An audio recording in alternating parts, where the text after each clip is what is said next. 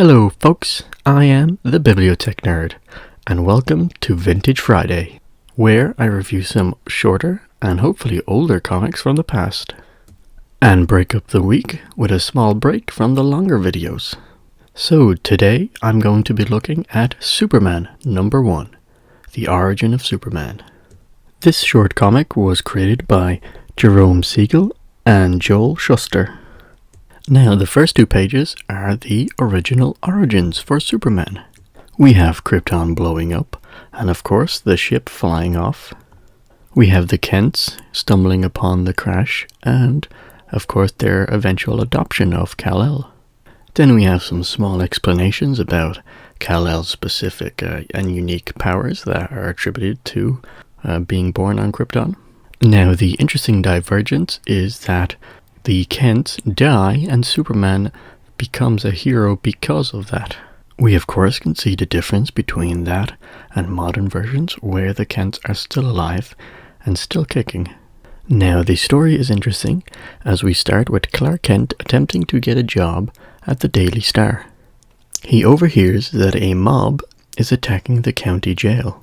They seem to want to lynch a man that has been convicted of murder. Superman, of course, cannot let this happen, so he jumps in to save the prisoner. The prisoner manages to convince Superman that he and another have been framed by a singer from the local nightclub. Clark heads off to the Hillow Club and confronts the singer. After a small confrontation, he manages to convince her that she must confess. There's no time left as the second person who was framed is about to be electrocuted. Now, the story, as I have it in the graphic novel, is left on a cliffhanger here.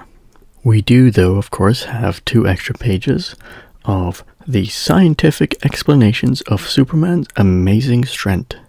We are, of course, given the rationale behind his strength, his super speed, and his ability to leap at great heights.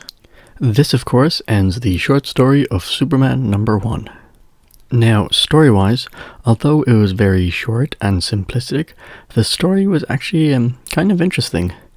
A murder and a frame-up, and now he has to go and make sure that the people who are about to be executed aren't wrongfully killed.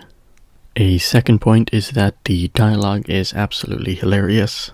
It genuinely reminds me of either an Irish or an English countryside sort of way of speaking, which is pretty hilarious in my opinion. Now, this was a pretty short comic, so I'll promise that sometime in the future I will review Action Comics #1. That will be a fun thing to do, and hopefully it will make up for some of these shorter Vintage Fridays.